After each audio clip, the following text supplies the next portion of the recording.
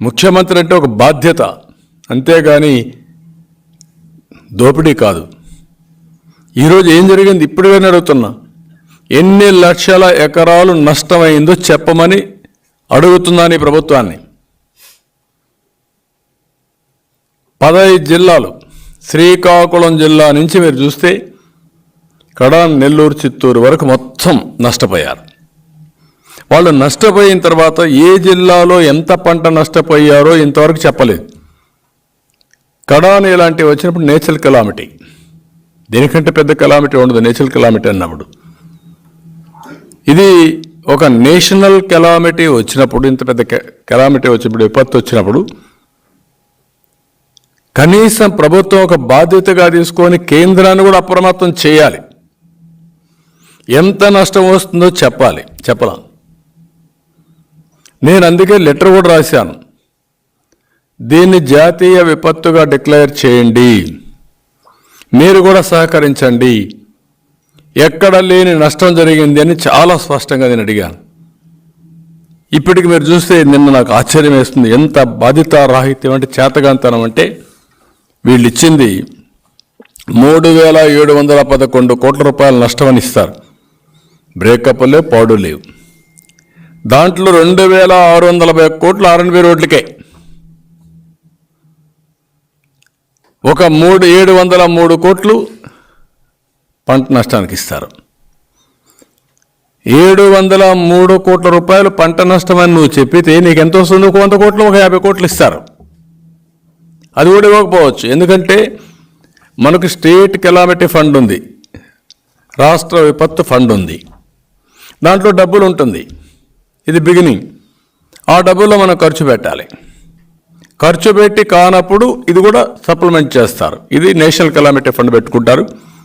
ఆ నేషనల్ లెవెల్లో ఉండేది మళ్ళీ ప్రధానమంత్రి చైర్మన్, హోమ్ మినిస్టర్ డిపార్ట్మెంటు వాళ్ళు చేసి ఇస్తారు. మీరు అడగడమే, అసలు అడగకుండా 26 లక్షల ఎకరాలు పంటే వేయలేదని మీరు పెట్టారు కరువు. ఆ కరువుకు ₹1 అడిగారా ఇప్పటికి మీరు? కేంద్రానికి ఒక రిపోర్ట్ పంపించారా మీరు? అంటే 4.5 సంవత్సరాలు అయిన తర్వాత ఈ ముఖ్యమంత్రి కరువు వస్తే ఏం చేయాలి అని తెలియదు,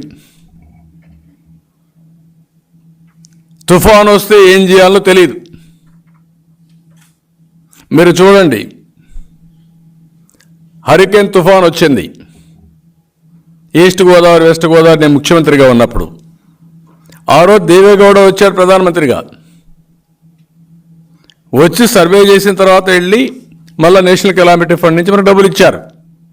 ఉద్హుద్ తుఫాన్ వచ్చింది, నరేంద్ర మోడీ గారు వచ్చారు. ఎన్నో రోజు వచ్చారు? 2వ రోజు, 3వ రోజు వచ్చారు, సెకండ్ డే. అంటే దానికంటే ఇంకా భయంకరమైన తుఫాన్ ఇది. ఇంత నష్టం జరిగింది నా జీవితంలో, నేను నా రాజకీయ చరిత్రలో ఎప్పుడు కూడా నేను చూడలేదు ఇంత పెద్ద నష్టం. అంత పెద్ద ఏ రాష్ట్రంలో కూడా ఇంత నష్టం జరిగి ఉండదు. దానికి ప్రధానమైన కారణం రైట్ సీజన్లో పట్టింది.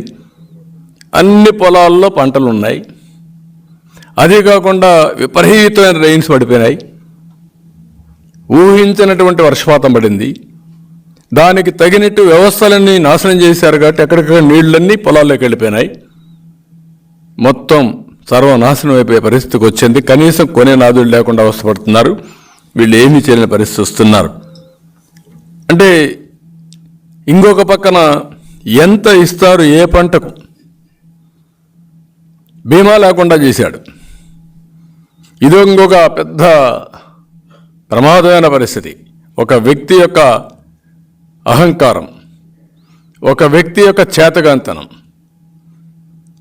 ఎన్నో సంవత్సరాలుగా మన వ్యవస్థలన్నీ కూడా స్ట్రీమ్లైన్ చేశాం. రైతుకు పంట నష్టమైనప్పుడు పంట బీమాని చాలా ముఖ్యం. ఆ పంట బీమా రైతే పెట్టుకోమంటే పెట్టుకోలేడు కాబట్టి over a period of time establish చేసింది.